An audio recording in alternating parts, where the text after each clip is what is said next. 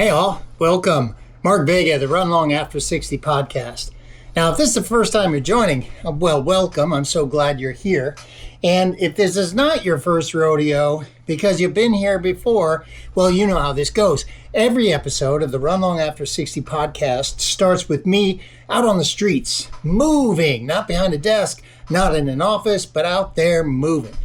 Well, except for this episode. In this episode, I'm talking to Taylor Nichols, who started as a bicycle enthusiast, and now he's a bicycle safety advocate. And not just safety, it's the whole thinking of why bikes are so much better for us than cars, all over the place. How much good they bring to the community, how much good they bring to individuals. Not just for exercise, but to take up less space, to be more efficient, to contribute to the environment, a lot of good things. So that's Taylor Nichols. And if this sounds good, if this sounds something that you could understand and you could buy into, well, I'm so glad you're here. Welcome to the podcast. Check out the YouTube channel, the Run Long After 60 YouTube channel. This is a video first podcast, meaning I'm designing it for visuals. But of course, if you're out there on a run or a ride, every Sunday morning at 5 a.m. we publish the episodes on all the audio platforms. And then Sundays at noon is when the YouTube video episode hit. Ideally, we figured people might be out running, listening to the podcast on Sunday morning, and maybe they'd be chilling out at noon, watching, reflecting on the episode. And reflecting is a good word here. When I spoke with Taylor, he really opened my eyes to things in ways I didn't understand. He was an advocate more than 15 years ago to help make the streets of West Hollywood in California a lot safer. There's some big, wide streets in that small city, and the way to get all of the community safe and participating and active in the community was to really help design how the streets could be made better for pedestrians and for bicycle enthusiasts and ultimately for the businesses too. So while it's true, this is about bike riding, and he's got this great radio show really since 2008. He's been involved in the last 10 years or so as a co-host of Bike Talk. It's a radio program on KPFK and in 16 markets around the country. And I have a soft spot for radio and from way, way back in the day. So Taylor is a great guest. It's a really smooth, fun conversation. And I think that's about it, right? Are you ready? I'm ready. Got my animals behind me. I don't know if you can see them, but they're all safe and comfy. They love it when I'm on the bike. They poke their noses to the glass and say, "What's going on over there?" Well, anyway, I think it's time. You ready? I'm ready. It's time today for Taylor Nichols. Let's go.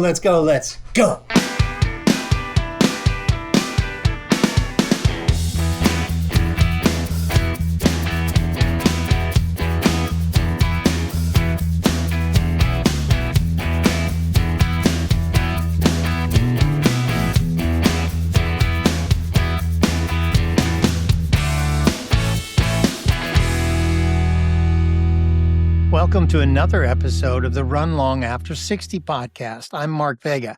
But you know, maybe today, last week it was Run Fast After 60, and maybe this one is going to be called Ride Long After 60. My guest today is Taylor Nichols. Hi, Taylor. How are you today? Hey, Mark. I'm good, man. It's good to be here. I'm really glad you've joined us. I discovered Taylor is a bicycle enthusiast. I knew about that part, but only recently did I come to understand that he's really a bicycle advocacy guy. Totally. So how did you step into that, or how did you pedal into that world, Taylor? And talk to me all about bikes and your relationship with them. How about that? Let's start with that. Perfect. Well, I think like many people, I rode bikes as a kid. You know, I grew up in Michigan, which, you know, in the 70s and 80s was car country. But I rode a bike to school and all that up until I got to be about 16. Then I put my bike away and drove a car. And it wasn't till I moved out to Aspen, Colorado. I'm an actor by trade, and I was working at a theater in Aspen, Colorado in the mid '80s, and that's where I got really into biking. And I really enjoyed it. I actually bought a bike that I still have today, a Bianchi, off a drug dealer in Aspen, Colorado. And I love that. He even said to me, if you keep riding, you'll quit drugs. Or if you do drugs, you'll quit riding.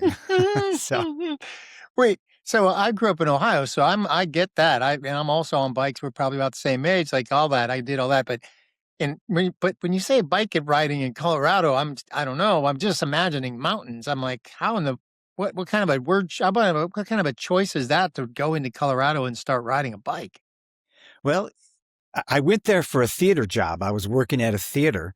And in the wintertime, of course, we skied all the time. And in the summertime, the mountains are beautiful and they are so much fun to ride in. And right near Aspen, there are a couple of peaks that the roads are closed to cars during the summertime because there's so much tourist action. And a tourist bus takes you up to the Maroon Bells or Ashcroft. And you can ride on those roads almost traffic free. And before I bought my Bianchi off this drug dealer, he and I rode up to the Maroon Bells, and it was going from 7,900 feet to about 11,000 feet. And I couldn't make it. I had to stop multiple times and all this. But at because the top, of that elevation, or because of your fitness level, and it was riding also a bike? just 11 miles, uphill. But when we got to the top, there's a beautiful little lake there, and you have seen pictures of the Maroon Bells in advertisements and things like that. He got me stoned, and we turned around and then rode downhill for 17 miles. And when I got to the bottom, I was like, I am hooked. I'm a cyclist for life now, and I haven't stopped riding since. Wow. Is Bianchi a road bike? What kind of a bike was it's an that? Italian road bike, and it's a very famous brand. And I can see the Bianchi written on the bar. I can see that in my mind's eye, but I couldn't imagine. Are you also going up in the last number of years, the word gravel and gravel biking has become a thing. And so I guess the tires are different. The frame is different. That kind of gravel bike is different, but you were just on a road bike going up the freeway, or no? Well, were you taking freeway. These kind of other roads? Usually other roads, definitely. Okay. And one of the tough things about being in a place like Aspen, it's either up or down because you really are in the mountains. But Bianchi is a road bike, and you're right. We have moved sort of back a little bit to gravel bikes now, and they are so much fun to ride. They're usually steel framed, a little bit fatter tires, a little bit softer ride. Even the pro bike racers are moving towards fatter tires, softer ride. And it's opened up a whole nother area of cycling, which I think is great.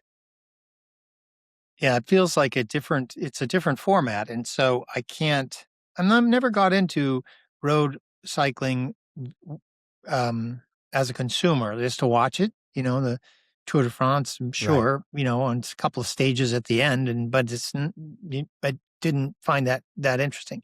Almost like watching stock cars in Daytona just going around and around and around and around.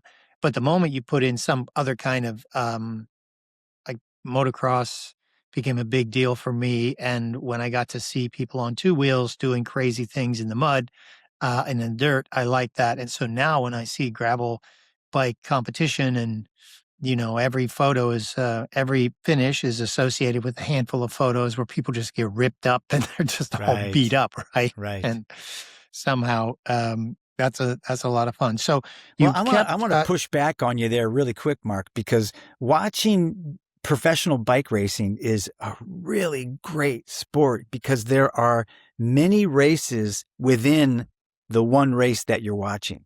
And it's a little bit like soccer, I think. American fans always say soccer's so boring. The score is 2-1.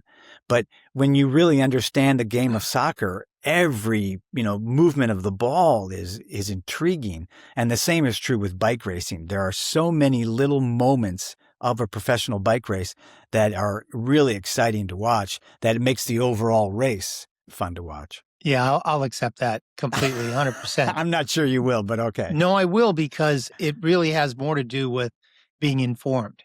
The Right. more you know about the sport, the better. In the 2004, 5, 6, I created an advertising agency with some friends of mine, and one of those guys was a hardcore Ayrton Senna fan, and so he was an F1 fanatic, and I never really Wow. knew anything about F1 until then. And I Right. slowly but surely started to pay attention to what it was and became quite enamored of the sport, and had to listen, had to watch, had to catch the BBC feeds in the middle of the night years and years ago. And Right. then F1 itself and the FAA became more professionalized, more commercialized. And so then they created something called F1 TV a number of years ago, which they just retired, sadly.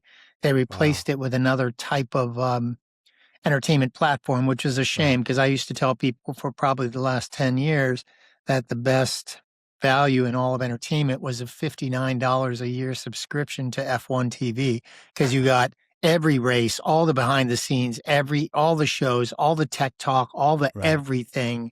And you got to watch it live, and on, I could put it on 3 screens, and I would set my alarm, and I'd wake up at 4:30 and come out with a cup of coffee, and I'd be, watch. So watching the race. that was a long, unnecessary tangent, but I do buy hook, line, and sinker what you said, because if you just pay attention and really learn about what this sport's about, I can imagine that. As an F1, there's the people who win the race, but it's never just about that at all. Right. There's 10 teams, and they're in the back of the pack, and if they're only going to get money if they finish in the top 10, and they're only going to and there's 2 drivers per 2 cars, two drivers per team, and each one is competing against itself, and all the little pieces of it. Nuances. So when I learned, I didn't even know the word Peloton until the brand was. Heard of the brand. I'm like, that's the weirdest name in the world. And then I thought, well, wait a minute. And then I learned what it was. I'm like, oh, well, I guess it makes sense. But now they shouldn't be co-opting this massive element of the part of racing that is so fundamentally critical to understanding road cycling how the sport and works. what a Peloton is, that I thought the brand just kind of came in and, I don't know, never sat well with me. Yeah. So thank you for staying. Thank you for, calling me out on it. And you're 100% right. No question. So you stopped giving up the Bianca. I mean, or rather, no. You said, I'll never give up the Bianca. Now I'm in, I'm riding, I'm hooked. Right. Was it the same opinion about smoking the weed, or is that a totally different story? Well, I'm still riding the bike, so I guess that tells you where I am with doing drugs. Nicely done. See, that's wisdom right there. That's what just appeared. Taylor Nichols' wisdom, the way you phrased it. Perfect. Right. Perfect. And that also was a long time ago. And since then, I've bought a couple of other bikes. But, you asked originally what got me into the advocacy part. I had been biking for so long and really been enjoying it as a sport. And I was doing some minor racing and things like that. But when I had kids and they started to be at the age where they could roam a little bit around the neighborhood, and I realized that the neighborhood and the surrounding areas weren't really safe for them to ride their bikes to their friend's house or to school, or both of my kids. I live in West Hollywood, California, and both of my kids were lifeguards at the West Hollywood pool. And it was like 1.5 miles away. And, we would drive them. And I just thought that's crazy when they were, taking swim lessons and then lifeguarding and then swim team. And so I wanted them to be able to roam the way I did in the 70s and 80s in Michigan. So I got involved in sort of fighting for safe streets. So it's not just traffic safety then either. Not just that, it's safe streets in general, right? You didn't want your kids walking a mile and a half. It's finding, I think we all feel like the neighborhood is more ours if people can walk and bike in and around where they live rather than just drive a car. If you can't get to the bread store or the coffee shop without having to get into a car, I think it makes a much more livable neighborhood. LA has a lot of those, whether it be Larchmont or West Hollywood, or, certainly New York has a lot of those where you can have a walkable neighborhood. And that's what I wanted. I didn't want cars to dominate the streetscape where I was raising my kids. You just blew my mind, my friend. Having been here where I'm at all these years, I'd never really thought about it like that.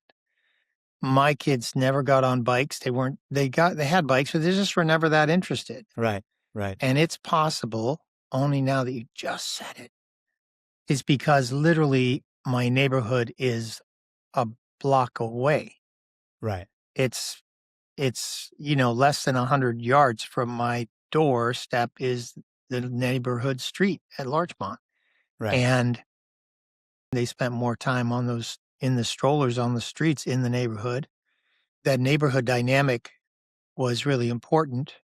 We spent some time walking to school once they were school age, because even that is less than a mile away, and it's right down my street. And so until you just said it that way, I never thought about that. So in West Hollywood, there's great neighborhoods and a lot of activity in West Hollywood, but it just didn't feel like you only felt good about it when you were accompanying them. Totally. So you're like, yeah. Okay. So what? Yeah. But going from having that feeling to doing something about it, sometimes that's a great distance in many, many years, right? So tell me about that transition. Was it quick? Was it fast? What'd you do? Yeah, about 15 years ago, I was, again, riding my bike a lot and involved in, different organizations in the neighborhood. And the city of West Hollywood reached out and asked me to be on their bicycle advisory committee. And we did a whole deep dive into how do we make West Hollywood more friendly for bikes. West Hollywood, just for the people who don't know, is a very small little city. It's only almost 2 miles in diameter within the greater city of Los Angeles.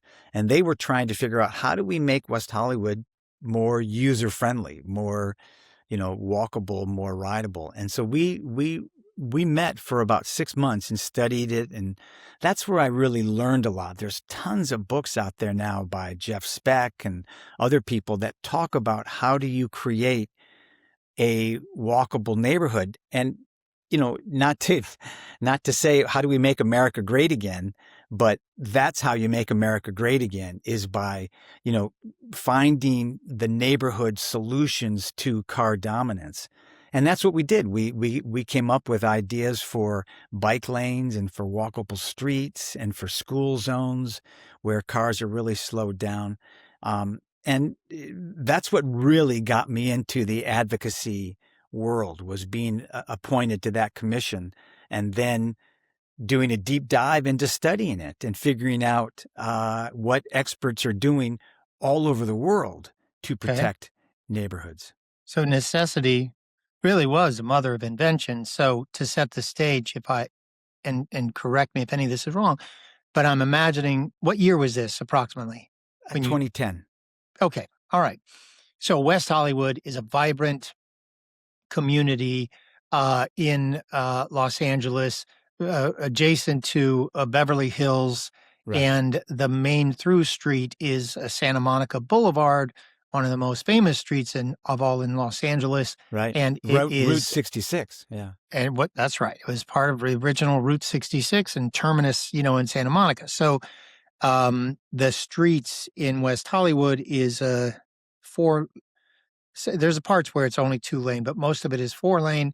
And then in West Hollywood, there's so much traffic, and it's so clogged and so much traffic that I can imagine 15 years ago, 20 years ago, 20 to 25 years ago, was just dangerous, because that street is so important for the commerce of the city.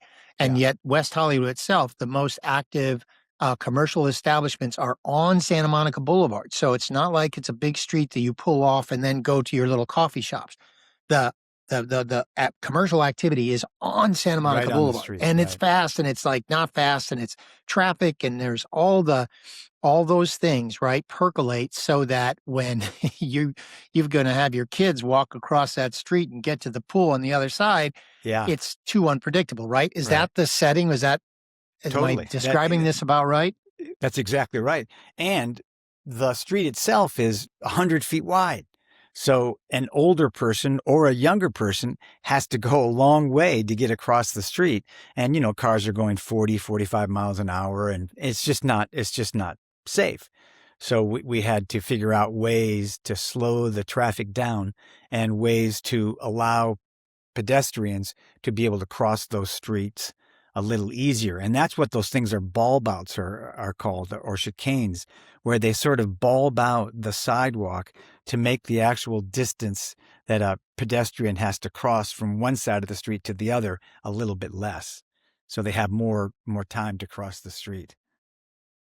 What was the committee or the organization inside West Hollywood that you were a part of? What was it called? So I can look it up and put it in It was just post called the somewhere. West Hollywood Bicycle Task Force. And the mayor at the time, Abby Land, commissioned this group of advocates to come up with ideas about how to change the streetscape within West Hollywood to make it safer, to make it more. And what a lot of people don't realize is when you put in a bike lane and things like that, the business receipts in that area often go up by a fair amount because it's easier to get to your store by walking than it is by driving and looking for a place to park. And, store owners are always freaking out about, you can't take any parking away from in front of my store. But they often don't realize that not that many patrons come from exactly in front of their store. They may have parked further down the block to do other errands, and then they walk into their store.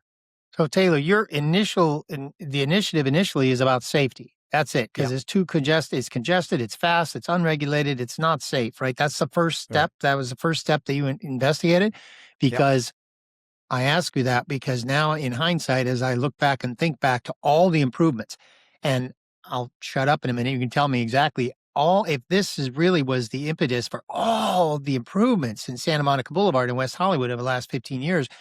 Bravo. It has completely transformed the look, the tone, and the touch and the feel of the West Hollywood community along the most populated, widest section of Santa Monica Boulevard, from from all the way from La Brea to San Vicente. It's exactly right.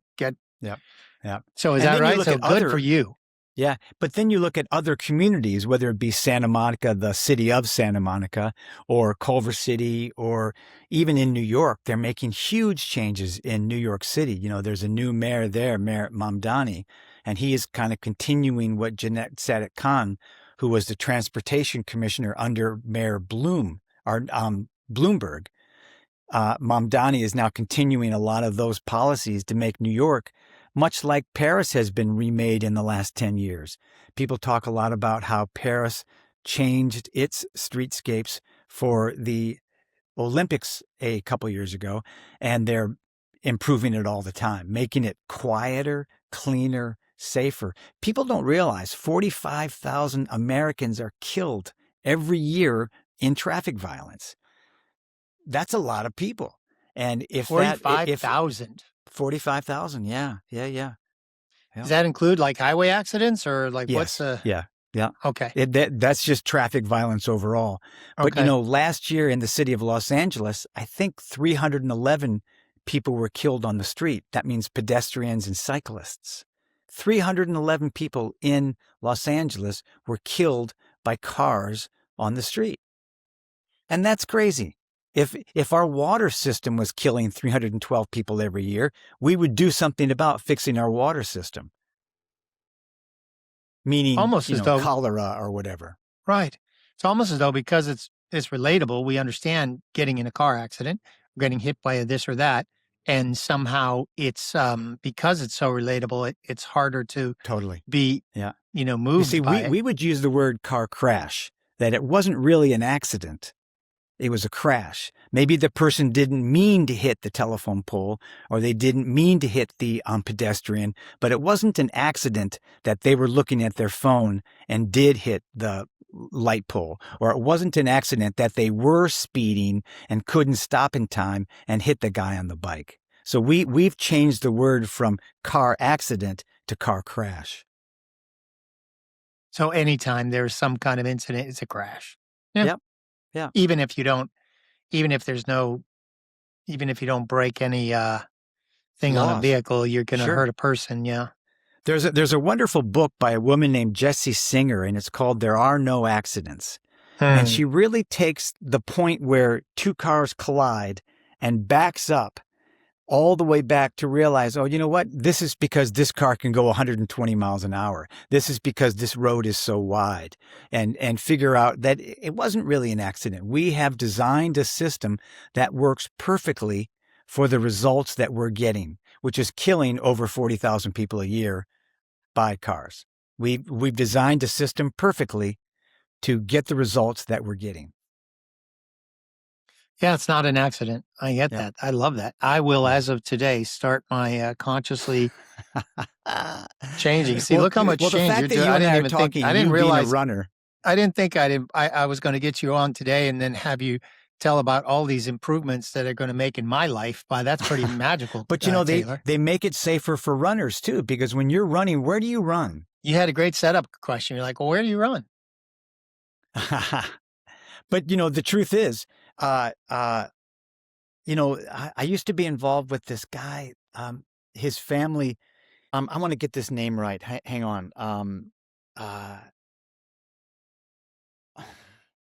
Connor Lynch. Sorry, Connor Lynch. 16-year-old student of Notre Dame High School. Yeah. Hit and run accident when he was jogging. Yeah, that's exactly it. Struck by a vehicle Connor driver Lynch. driven Yep, by an I got it too. 18-year-old. Good. Jesus. Yeah.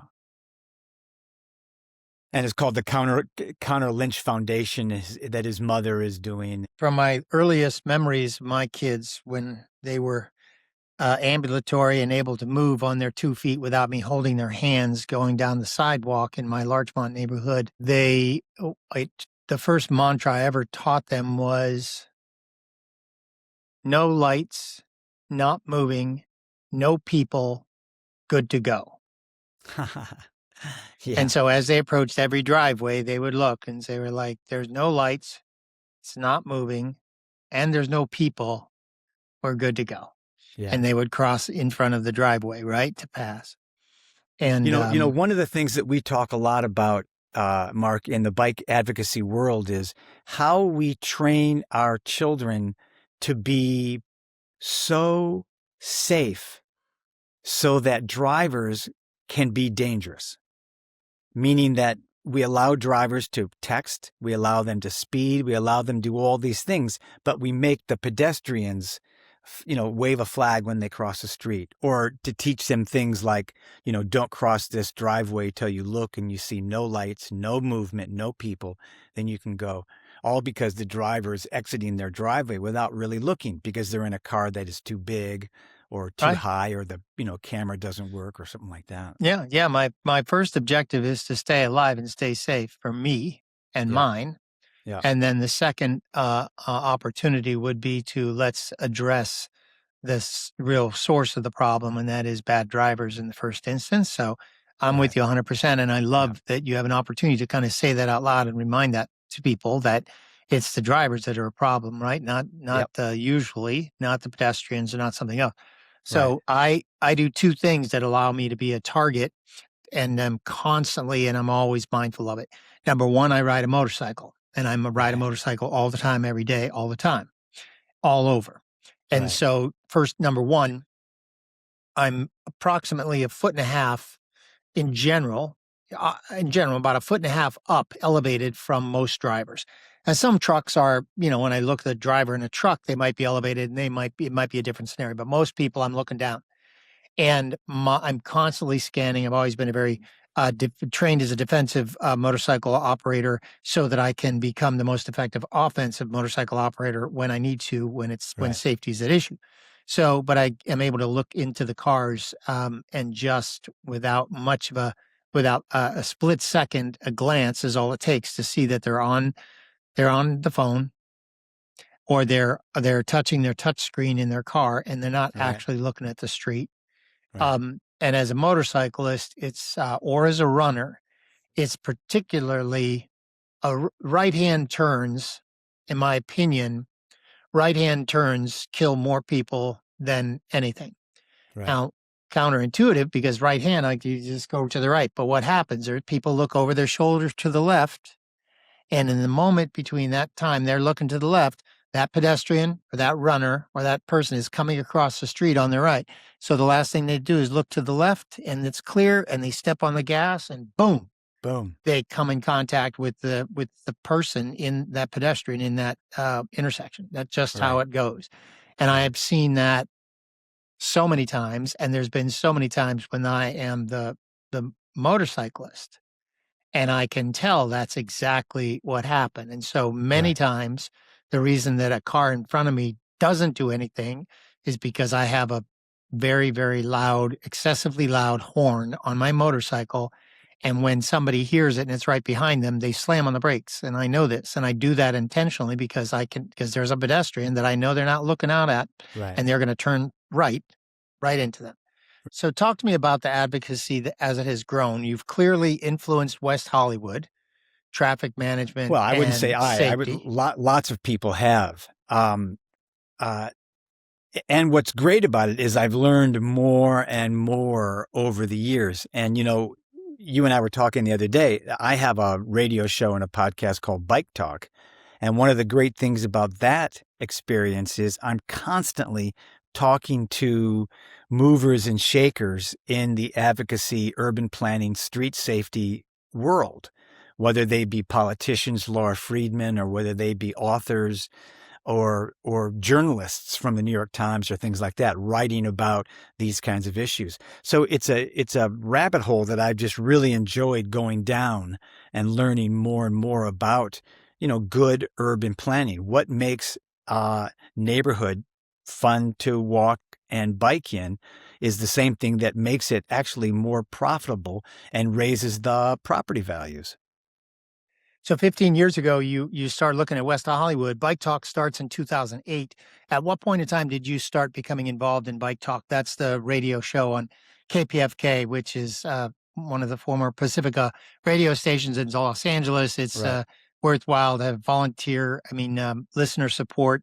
And if Right. you haven't tuned into KPFK 90.7 FM for a while, do yourself a favor and do it, because the program elements of that station are as fiercely independent as they have always been. And if it Right. were not for Pacifica Radio and offshoots of Pacifica Radio and all the independent stations that now exist, we wouldn't have the kind of robust media landscape that we have now. We can criticize that, but for the moment, let's celebrate KPFK and 90.7. So Right. that was a long question, Taylor. The show's been around since 2008. When did you start becoming a part of I it? started getting involved with it in the late teens as, doing interviews and talking about it and things like that. But the show, when the show first started, it was on Kill Radio. It was an underground radio station. And I've been very involved in it since the pandemic. And that's when I Okay. took on a co-host role and a producer role. And the show has changed from underground radio to now radio and podcast.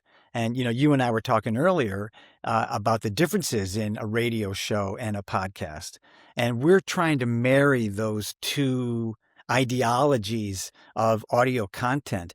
A radio show has to be a little bit more forward thinking, a little bit more on the ball. Like you said, no dead air. And a podcast is allowed to ramble a little bit more and find the nuggets and the diamonds that are sort of buried in the rough of ongoing conversation. And we're trying to do both. So we do a lot of interviews with people, but then we talk about the interview and allow it to breathe a little bit. Yeah, I think the longer form, bravo to you. I think the value that people receive out of longer form is greater than shorter form. And of course, we didn't create radio. We didn't create radio formats because it Right. was good for the consumer. We created radio formats because that drove the business decisions, right? Like I loved radio for so many years, long ago and far away. and I was slave to the clock and to the format. I loved it. I Right. loved it. I love to come in, come right out at 48:35. Boom, we're done. Yeah. Next commercial segment, right? So I think there's some remnants of that. But the first time I ever felt freedom in radio was at KPFK and probably 1993 and 4, Wow. because we had a little bit of leverage and a little bit of leeway. We still had to get in and out in an hour. The show was only an hour. You weren't allowed to ramble forever, but Right. I like that. And of course, the next thing that happened after that was 2007, 2008. As YouTube gets launched, broadcast yourself. We still have no comprehension of what exactly that's ever going to mean eventually, ultimately, Right. but we do now. So I'm Yeah. so glad that you joined me today to let me hear a little bit more about what you're thinking in that regard. How will when you have politicians on board, local and otherwise, and they themselves are familiar with the radio landscape because it's been powerful over the years, it's barely a hop, skip, and a jump into podcast interviews and YouTube and the like, right? So, do you have growth plans for Bike Talk and how it could be um, a more longer form? Honestly, obviously, you might do the radio version, but then you Right. tell people to go to YouTube, and you'll see the longer extended conversation, right? Those are great plans, and I wish I could say that they are on our agenda. Unfortunately, there's two of us, Nick, Richard, and myself, who make Bike Talk, and we're so busy making it every week because we are on the radio. We have to have a show every week. We're in 16 markets around the country, and so we have to have a 56-minute show every week. And we just get so busy doing that we lose some of the, producing quality that we need to make the move to a broader audience on YouTube and things like that. And so, just hearing you and talking to you is making me realize, we really do need to go back and push our message to a wider audience. Because I think it's a very important message. I really do. Not only the beauty of the bicycle. I mean, again, the fact that you and I are talking, that you're a runner and I'm a biker, and we're not, butting heads, is great. But I really do think that the bike can solve so many of our social ills, whether it be ADHD, obesity, climate change, friendship in the neighborhood, all these kinds of things. The bike can be a part of solving. And making the show a little bit broader in a podcast, quote unquote, format, I think would help get the word out. I think you're right. I think it's a great idea. Plus, you're a good looking guy. Like, you shouldn't just be on the radio. Long ago and Hey. far away, that's what we would tell people. Like, oh, you have a great radio. You have a great face for radio, right? That Right, was right. that was the thing. I agree, but I believe wholeheartedly that Bike Talk in its current form is necessary, and it is good, and it is consistent, and people come to rely upon it. And so I don't think there's any universe where Bike Talk as it exists shouldn't continue to survive and thrive. Well, But I that's nice. also Thank you. believe that with some change in workflow, and because yes, it does take time, but you pick it up quick enough. And I can just imagine that the one thing you add on the radio version of this is like, if you want to see the full unedited video version of this conversation, join us on Bike Talk YouTube, blah, blah, blah, Right. blah, blah. Just that Exactly. simple. So somebody who's just going to watch it, somebody who listens to it on radio loves it, and they don't need more and they don't Right. need less. They need it. Right. And the one little suggestion to go to YouTube is, then they go to YouTube. And Instagram is the same way. I didn't know, really didn't know anything about Instagram until Right.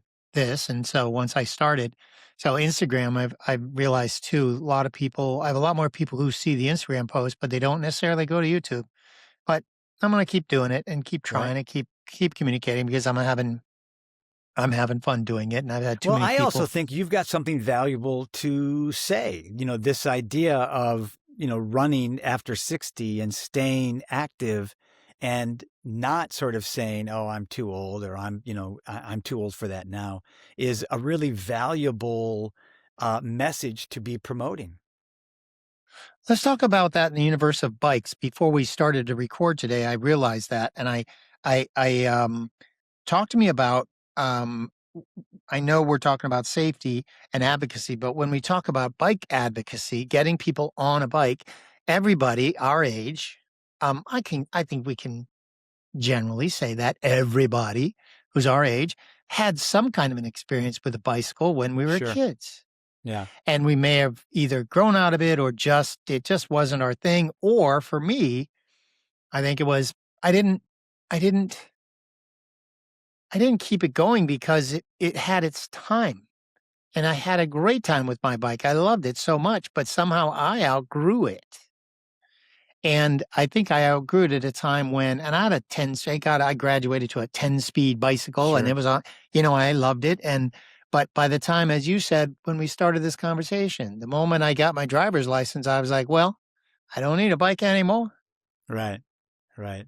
But So now talk, we're in an sorry, I was going to say now we're in an environment where almost a bike is more useful for certain trips than a car is. If you're going just to Larchmont from where you live to go to the store to pick something up, it's probably a lot faster and a lot easier on a bike, and certainly cheaper on a bicycle than it is to drive, park somewhere on a busy neighborhood, commercial street, get in and get out with your ice cream or whatever it is that you're picking up. And so it's funny how I think we've actually reverted back to, in many cases, for many errands, a bike is better. yeah, I can buy that. I can imagine preaching that and convincing somebody on a street to do that. But I can also imagine if it's a small window of people who are willing to walk there. Number one, that's a big step. Are you willing to Right. walk there? Because if they're not Right. willing to walk, it's going to be a minute before we ever talked about them, I think, getting on a bike, although take me Right. there on an e-bike conversation in just a second. But I still Yeah. think that I'm still in this universe where people got to walk. And I think Right. you're right. If they're doing a calculation, it's, should I drive to Pavilions, which is a block away? Like, come on, man. The Yeah. best thing you could possibly do is walk there, pick up your groceries, and carry them home, especially if you're an older person. That is Right. the 100% best thing you can possibly do. And talk to me about that. Do you see older people, and when you do most of the advocacy where safety and to ride your bike because it'll be safe and it'll be good, but talk to me about an aging population and finding bikes again for the first time in years. Well, I think that's where the e-bike really can come in. I mean, one of the great things about e-bikes is they can get more people on bikes and get the people on bikes going a little bit further. You may not want to walk more than 5 or 6 blocks to the store and then carry home, the groceries. But on a Sure. bicycle, you can easily go a mile or two to the store, and then your bike can carry the groceries home. You don't have to carry them. You have a basket or a pannier or something on your bike, and that carries the groceries home so that you're not carrying the weight. And an e-bike can even double that for the people who can use it and the distance that you might have to go. And then you end up going to the store more often, buying fresher food, keeping it for less time, and you're not going to Costco and spending $100 or $200, in buying packaged, processed food. You're buying fresher food that, you can go to the store every 3 days rather than once a week or once every other week. I get that. But now we're talking about we're saving the environment and it's convenient and we're making it safe. But when we bring in e-bikes, then my primary objective is fitness. And e-bikes in my head is like the opposite of fitness. Like, are you serious? Get on a bike and pedal, for God's sakes. Do not get on an that's e-bike. not totally true, because there are different kinds of e-bikes. There are Okay. e-motos, that is like a motorcycle, but it's electric. But e-bikes, you still pedal. They just help you start, and they may take you going from 10 miles an hour to 15 miles an hour or something like that. And Okay. people have done research. People have done research that actually say when people ride e-bikes, they get as much or more exercise. One, because they ride more often, and two, because they ride further. So that's an interesting little tidbit that goes into that argument about, okay, maybe they're not pedaling quite as much, but they're pedaling further. So you're still going to hook them in by saying you could get to the grocery store, faster, less expensive, and you'll feel better about it. You're good for the environment. It's good for you. Feel some independence. So get on the bike and go to pavilions. Go to the Right. grocery store. Try Yeah. it. Just try it. Do it a Try couple it. times. You're going to love it. And Yeah. you go more often. You're like, I'm going to jump on the bike, right? That's kind of that's what you're telling people, selling them, right? That's what I'm selling. And, I often look for errands to do so that I can ride my bike. I'm so curious as I hear you speak, and when we meet on Friday mornings, there's a little gathering of guys from the neighborhood at a location in LA, and I don't get there all the time. But when Taylor comes, he's on the bike, and there's a couple of guys that come on their bikes, and I ride too, but I'm on my motorcycle, but I never really thought about getting on a bicycle, and I think I need to start kind of thinking about what that does, but primarily because I run everywhere. So I believe that your efforts and the efforts of those who are bicycle advocates have absolutely helped me, as you referred 10 minutes ago. You're like, any way we help bicyclists are definitely helping runners. And that's correct, because there are now streets that I run on, my familiar streets, where there is a dedicated bike path. And I run a lot, and I hate to run on on cement on the sidewalk. Right. So I almost always try to run on the asphalt, run on the street. And is I that run different? against. I didn't realize that. Huh. Oh yeah, because if I can, if the street's too busy and there's not a bike path, or there's a handful of conditions, but some streets in LA they're too tight. You can tell, and I don't, even if there's parking, and I just don't want to get hit. So I run against the traffic. I don't run with traffic. So if I got my headlights on and I'm running right toward the traffic. But yeah, cement itself is so hard and firm compared to asphalt, and it makes a difference when you're running. Putting a lot of miles on the body and the bones. I noticed this years ago, and I asked my friend, I said, I swear there's a difference. I can feel the difference in my bones when I'm running on sidewalk versus running on the street. And the guy's like, oh yeah, asphalt is softer. And I didn't trust it, but of course, years ago, but it sure is. And if you ever notice, whenever there's a bus that parks on a corner, right? You'll notice there's a giant cement slab that's not asphalt. It's a cement slab where the buses stop in front of the bus stop, right? They roll to the cement slab because it's just hard and it supports the weight. And if a bike, you'll notice if there's not one of those and it's on asphalt, then of course in LA it gets hot. That's when there's all those ripples and stuff. The bus is just too darn heavy. I have always wondered that, and you answered that for me. That's great.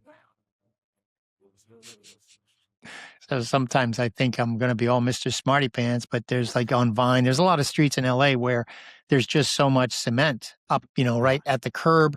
From the curb to a foot in is usually cement. And then sometimes there's bigger patches. And anyway, yeah, when I'm on the streets, I'm always looking for the asphalt. I'm just looking for the asphalt. Great. Just looking for it. But your advocacy has helped me though, because I'm able to run with a lot more safety. And I did. Well, research shows, and this is one of the things that we talk a lot about on Bike Talk, and advocates talk about, that when you put in infrastructure for bicycles, a bike lane or a protected bike lane, it makes the roads safer for everybody, not only for bikers, but for pedestrians, walkers, but also for drivers. It slows them down a little bit. It makes them put their phone down and be aware because the road is more narrow. So it's really a win-win. When those kinds of things go in, people now have the choice to ride the bike because there's a safe place to ride it. That takes a few cars off the road. It's a good thing. And it's always amazing how much pushback there is for any kind of bike infrastructure in neighborhoods. People don't want it. They think it's going to take away parking. They think it's going to cause a traffic jam. They argue about it. And 99% of the time, it is a positive benefit for the neighborhood and the people using that street. I bet there's been some great neighborhood battles. Yeah. Over that, whether or not there's a bike lane or not. And, every once in a while I notice like one of my street actually becomes a big cut through. My street's a cut through. Clearly it's trying to get from one thing to another, right? Trying to get a cut through. And the street is not wide enough. It's just wide enough for cars to park on either side and one lane going either direction.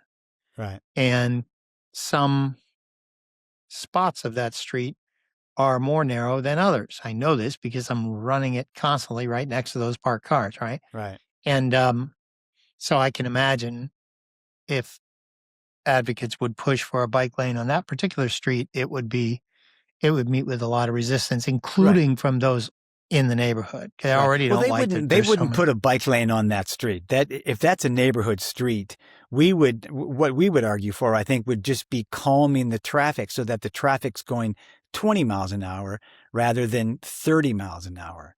And I think that's the kind of solution for a street like that. Yeah, humps and bumps are the main. So that's the first deployment, right? You put those humps there, slow people down. Do you have an idea of how much coverage there is in the city of Los Angeles, like by percentage, or how would we express to understand the progress you've made? There are people that know that, know how many miles of streets there are and know how many miles of bike lanes there are on those streets. But I'm not that guy. I don't know that. So let's assume we're going to see some YouTube content eventually from Bike Talk as it expands out further. Do you have other collaborators that you have in mind that you might who are, think similarly? So there's street advocacy and there's safety, but until I was today's years old when I realized that there could be great advocacy between runners and cyclists. I really never thought of it, Taylor, until today. Yeah. And I would add housing advocates, transportation justice advocates, people who live in less served neighborhoods to have the ability to have a good bus lane. I think they're all kind of, we're all sort of in that same pool of people who live and use the streets for other things than just driving a car. Streets used to be populated with, pardon? So it's bus advocacy. That's what you just did with that one. That example was you're not getting people in those communities to ride more bicycles. You're not talking about that. You're talking about having more convenient and safe access to, for example, bus paths or something. Totally. Okay. Yeah, a dedicated bus lane so that, their bus from one neighborhood to another neighborhood doesn't take forever, so that people who work in, let's say, the higher rent neighborhoods, but live in a less expensive neighborhood, don't have to drive a car to that expensive neighborhood. They can take a fast bus. There's a whole movement called bus rapid transit that allows that sets up a design for buses to move faster than cars, because a bus has 30 people on it and a car has one. Yeah, I'll admit that it wasn't until COVID, maybe was it after COVID? It was that I actually, just for an experiment, I jumped on the bus. I went downtown, went to a bunch of other places because I realized that my own neighborhood, right at my corner, there's some express buses that I could just take to get right where I'd been going for years. I go down to court for years. And yeah, so I felt a little bad. I had some feelings about that only now was I aware of it. But once you're aware of it, we're aware of it. Once you're aware of it, right. So what's next for you when it comes to advocacy? What's the most important advocacy hat you're wearing? Is it safety for bicyclists? Is it better transportation scenarios for people in with housing challenges?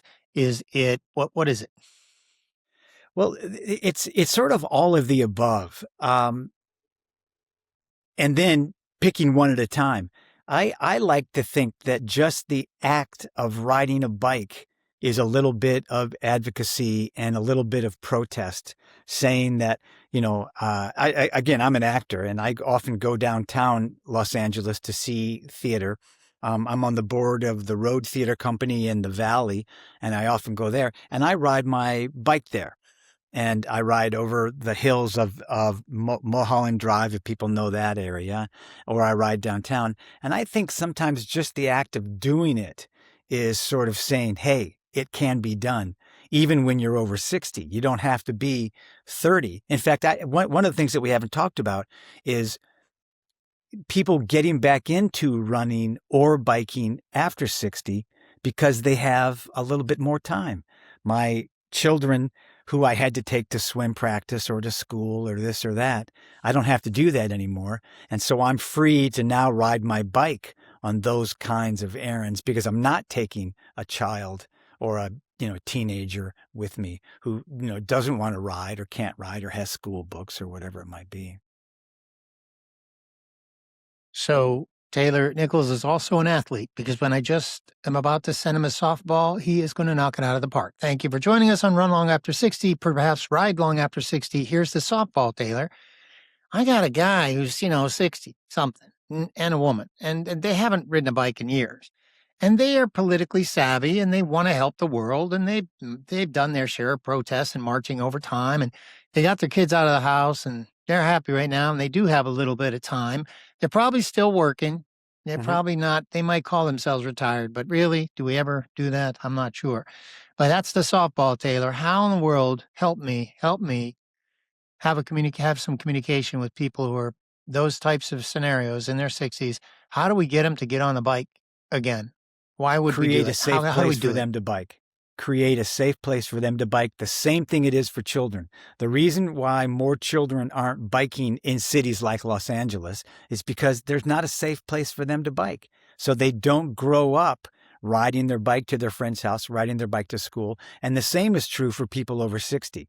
They now have a little bit more time, possibly a little bit of money, and they want to go to the farmer's market in Larchmont or West Hollywood or whatever it is, and not have to worry about parking, but they don't feel safe navigating on streets that are overrun by huge cars going 30, 35, 40 miles an hour. So I would argue, let's create safe places for them and they will get on the bike because getting on a bike is fun. Running is torture, but but pedaling a bike is fun. I thought you'd like that one. Yeah. What comes first, bike safety and intelligence about riding, or new lanes on the street with a bike path? The chicken or the egg? That's a great question. I don't know. I think you take the low-hanging fruit. If the low-hanging fruit is creating a bike lane here, then grab that. And if the low-hanging fruit is an education class or giving away a free bike or something like that, then you do that. You just take the path of least resistance to wherever it leads you.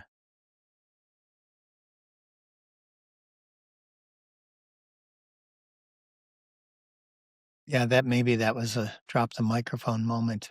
I'm just soaking it in. I'm trying to think how would we know if there's a lot of people in their 60s, that avatar I just described? How would we know if there's a lot of people out there interested because in? When there are closed or open street events like CicLAvia or things like that, people come out of the woodwork. And they ride their bikes on those tracks that are closed to cars, and they have a blast. I don't know if you know for people who are not from Los Angeles, the 110 freeway from Pasadena into downtown was at first a bicycle road. It was only for bicycles. And then, of course, cars came in the 1910s and 20s. And now, of course, it's a highway.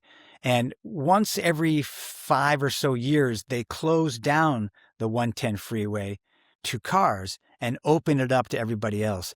And sometimes it is so crowded with people riding their bikes on the 110 freeway that you have to ride your bike slowly because there are so many people. There is a pent-up demand for people wanting to get out of their car and onto a bicycle or a skateboard or a scooter or running to navigate the 3-mile radius around where they live and not have to be in a car. There was a study done by a journalist at the New York Times that said car driving is making people unhappy.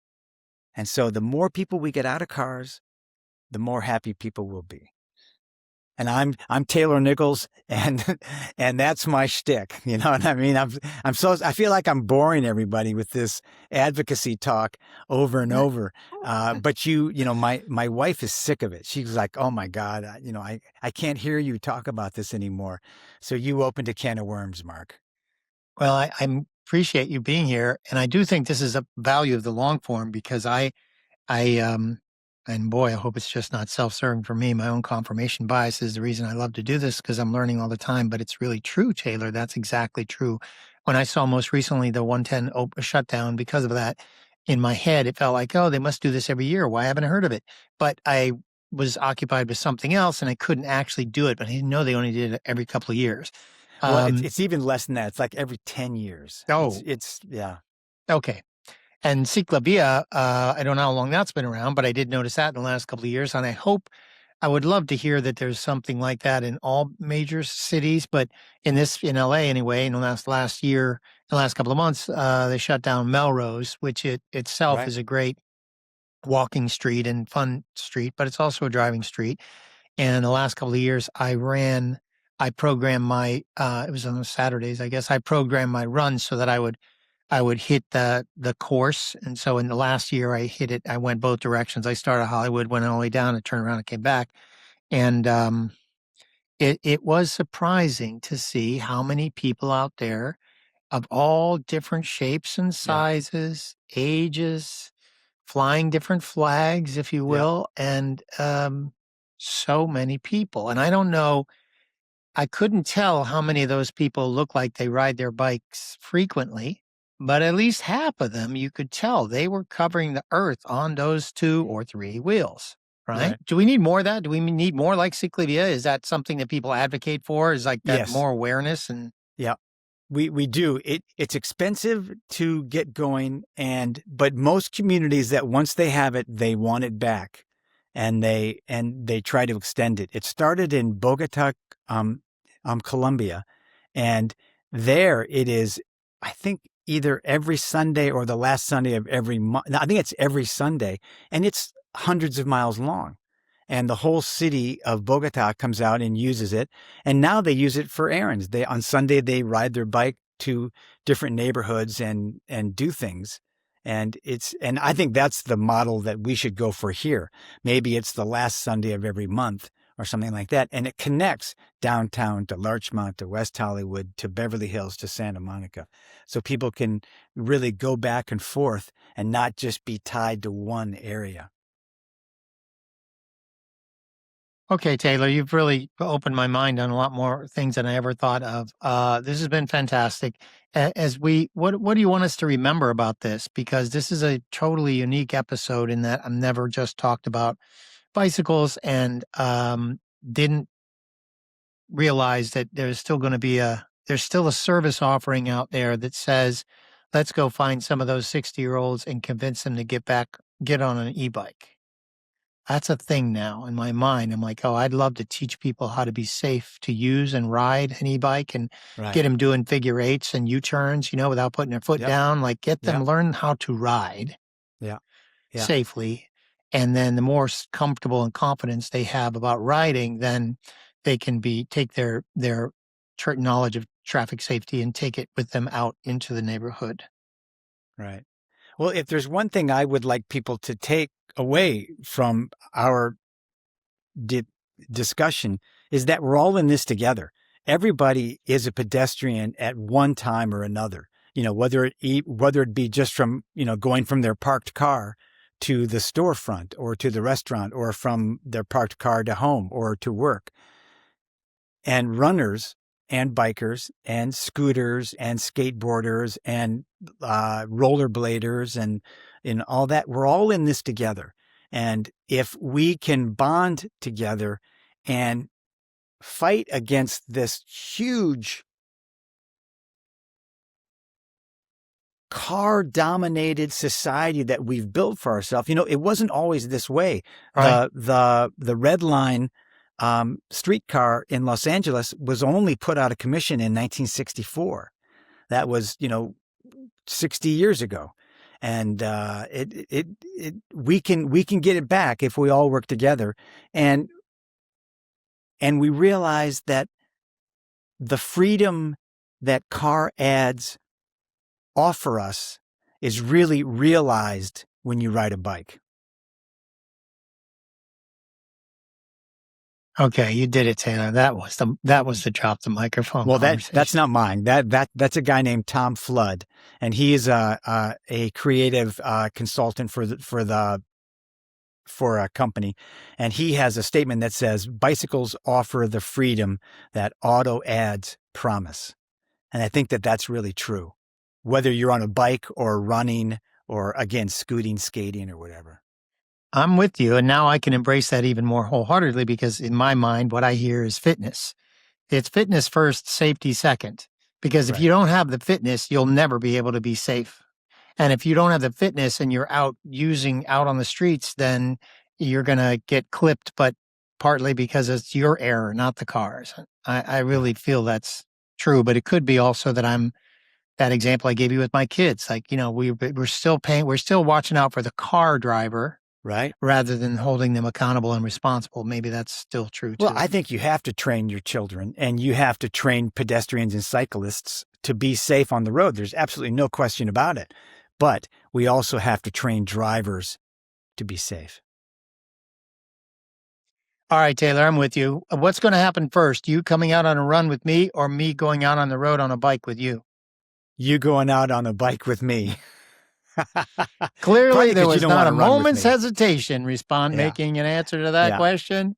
All right. Taylor, you're awesome. Thank you so much for jumping on. Absolutely. Be safe out there. And hopefully I'll be on two wheels soon enough, right alongside of you. I can tell you that much. Thanks a lot for having me. I love the podcast and I love the idea of staying active over 60. Thanks, Taylor. Okay. Take care, man. Bye-bye. See you, man.